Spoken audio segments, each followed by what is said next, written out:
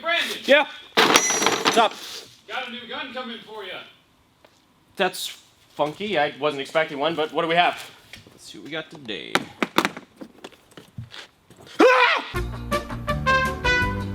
And you're sure?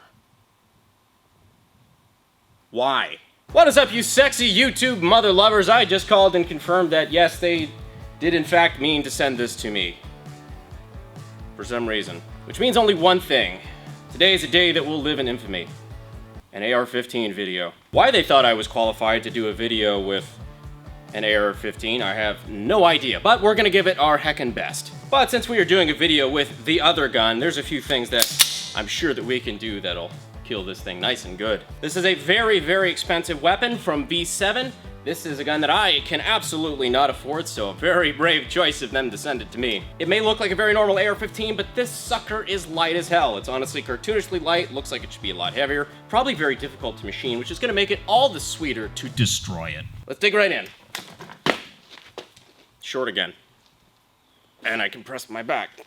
So initial impressions, this gun feels like an AR-15. It's extremely light. I read the spec sheet. It is made out of some very difficult to work with components that are also pretty difficult to pronounce if you're an AK guy. Really nice machining, no tool marks that I can see here. Extremely light. The sights, however, leave something to be desired, but it's all right. I got a fix for that. There we go, much better. And I gotta say, I'm impressed by the amount of eye relief this long rail covers. That is very useful. Much, much better. Okay, cool, now I can see what I'm hit. Well, now that we got that taken care of, enough with the chitty chat. Time for the blatty blat with our Space Gaddy Gat. First, let's grab the magazine. Caliber multi. Okay, well, that's perfect. All right, first failure. The magwell is milled far too small, and there seems to be some sort of denial block up front that's milled into the magwell to prevent the front locking tab from fitting in. I know it's an AR, so maybe they like 5.56 a little bit better. Let's try that. All right, well, this looks a little bit straighter in with the magwell, so let's go for it. And still too narrow, and that denial block is still getting in the way. There's no way this is gonna fit. This gun is defective. I need what? Where do I get that? So it turns out we need actually dedicated AR-15 mags. I don't know why they wouldn't want mag interchangeability with the AK, but you know, hey, I didn't design the platform. Fits like a glove. Not too bad. I even went out of my way and picked up the real deal military surplus metal mags. Pretty hard to come by. Can't say we didn't go all out for this one. Couldn't really find 223 anywhere in the shop offhand, but I was able to find some 224, which, you know, 223, 224, it's 1/1000 of an inch, whatever. And it fits in the magazine just fine. So, all right, so let's give her a shot.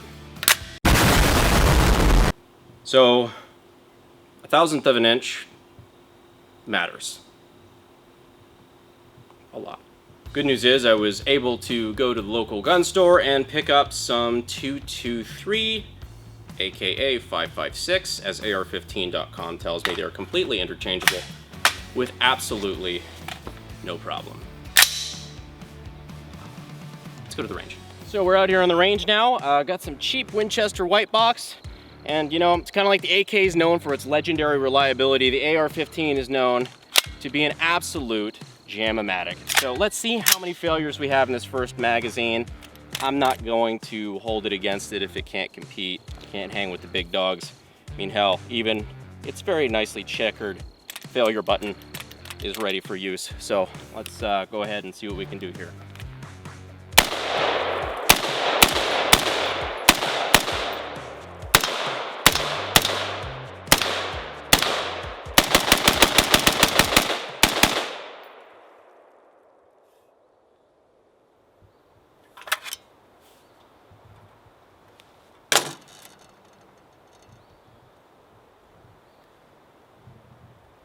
I'm on to you. So as you can see here, we've swapped out from the Primary Arms Advanced Microdot, as much as I love it. We're swapping out to the ACSS reticle. This one's made for 7.62x39, not 5.56, but I don't give a shit. The Microdot is great, but putting it in the location where it has best eye relief, which is very important on AR-15s, it precluded me from using the AR-15 in the way it was meant to be run, which is the enhanced C-clamp grip, like so. Notice how it allows me to use my thumb for additional positive reinforcement through the optic as I give myself a thumbs up that yes, I am indeed hitting my targets. This sort of positive reinforcement is very important for the self-esteem of anyone that is running an AR-15. But now that we know that the gun at least kind of works, I've got a test for this thing that I know is gonna kill it. Observe.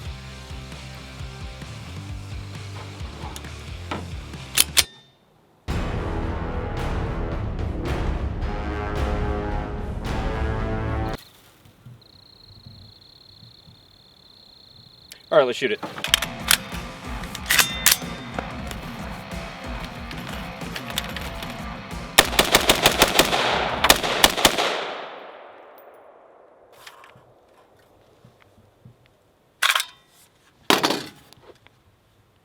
Cut. There's a lot of advantages to the way they've set this gun up. One of them being this full-length rail, as far as the M-lock and the Picatinny and everything like that gives you a lot of options for mounting optics, including some 45-degree optics, which is the new thing amongst free gunners and mostly LARPers. But as you can see here, I too am a man of culture, trained in your LARP arts by Count Lucas himself. All right. Stand by. Zach, I need a beep. Beep!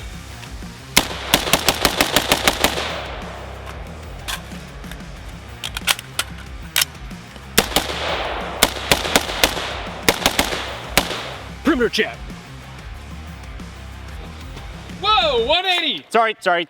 So it's performed pretty well this entire time, but now we're gonna put that accuracy test to the test with the AR. ARs are known for being accurate. We're sitting here at about 200 yards. We got a piece of steel set up over there on the berm. Gonna take some shots. Didn't really have a good long range optic. You know, 200 yards, that's a pretty damn long distance for an AK guy. I remembered, we still have the US Optics B17. Didn't have a mount for it, but we got an app for that. It's worth pointing out that if you're trying to be a super operator and keep a constant C-clamp over the top of your scope, you can't take your hand off and use the bolt release on the AR-15. So you sometimes have to improvise, like so. All right, I think we're dialed in. Let's see where we hit at 200.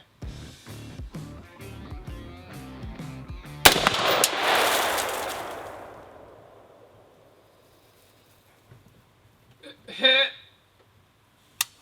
Fuck. Okay. Well, you know what? They shouldn't have been parking on my range anyway. Medic! So after a little bit of ammo, an afternoon of shooting, and Bill from Glass Repair Company, I do think I'm actually starting to like the V7 AR. It's growing on me. It's super light. The materials are really neat that they machined it out of. Well balanced, and you know what? I think I finally put the icing on the cake, and I have a perfect optic setup to where I can run it like an AR, but if I miss the AK too much, I can get the nice chin weld of a good old-fashioned underfolder. I think this is what progress looks like. But anyway, guys, thank you for watching this video. I hope you enjoyed it. I hope it was dumb enough for you guys, and there was enough humor to, you know, at least make you chuckle at a couple dad jokes. Thanks again to V7 for trusting us with this gun and trusting us not to, you know, throw it in a river or some shit. Actually, no, we're not doing that. But anyways, thank you guys for watching as always, and I will see you sexy YouTube mother lovers on Monday, if I don't see you Saturday, at the massive AR yard sale in Myrtle Beach, March 14th. Please help me come get out of debt. Thank you guys. See you Monday. Fuel is my obsession to make the perfect weapon, like Rasputin's rise to the top. Backpack, you can stop.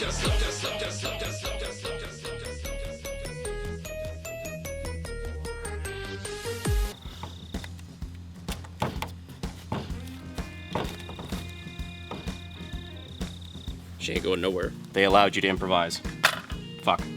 Ah, damn. I need to do it harder. Thank you again for V7 rather. Fuck. I might do that again.